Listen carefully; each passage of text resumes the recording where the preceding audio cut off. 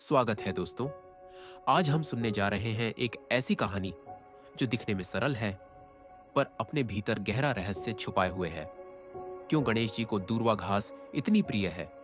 क्यों यह साधारण सी हरी घास विघ्नहर्ता के सबसे पवित्र प्रसादों में गिनी जाती है? इस कहानी में है भय, भक्ति, शक्ति और एक अद्भुत चमत्कार। तो आइए शुरुआत करते हैं। कहते हैं अगर गणेश जी को जल्दी प्रसन्न करना हो तो बस एक मुट्ठी दूर्वा चढ़ा दो।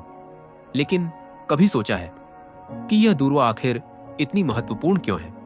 बहुत समय पहले एक भयावह असुर जन्मा, अनलासुर।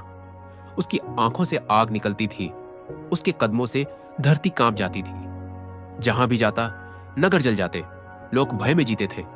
स्वर्गलोक भी सुरक्षित नहीं था। देवता आतंकित हो उठे और आखिरकार सब एक ही आशा लेकर पहुंचे गणेश जी के पास। उन्होंने विनती की, प्रभु, अनलासुर को रोकना अब आपके सिवा किसी के बस में नहीं। गणेश जी मुस्कुराए, एक शांत, स्थिर, दिव्य मुस्कान। उन्होंने कहा, विघ्न चाहे कितना भी बड़ा हो, भक्तों की रक्षा करना मेरा धर्म है। और फिर आरंभ हुआ एक अद्भुत संग्राम। धरती हिल उठी। अनलासुर दहाड़ा, कौन है जो मुझे चुनौती देने आया है? गणेश जी ने दृढ़ स्वर में उत्तर दिया, तेरा अंत आज ही होगा। असुर ने आग उगल दी, पहाड़ पिघलने लगे, वातावरण तपने लगा। लेकिन गणेश जी अडिग रहे। अंत में उन्होंने अपना दिव्य रूप लिया और अनलासुर को अपने पेट में समा लिया।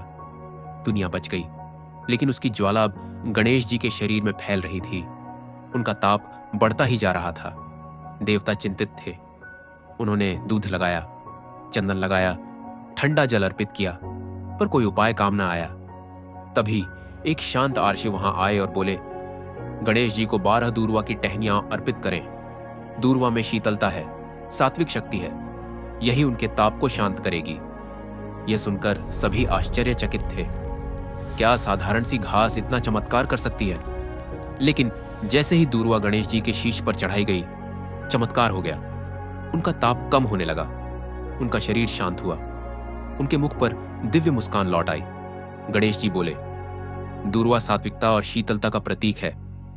जो भी भक्त मुझे दूर्वा अर्पित करेगा, उसके जीवन की गर्मी, चिंता, बाधाएं, संकट सब शांत हो जाएंगे।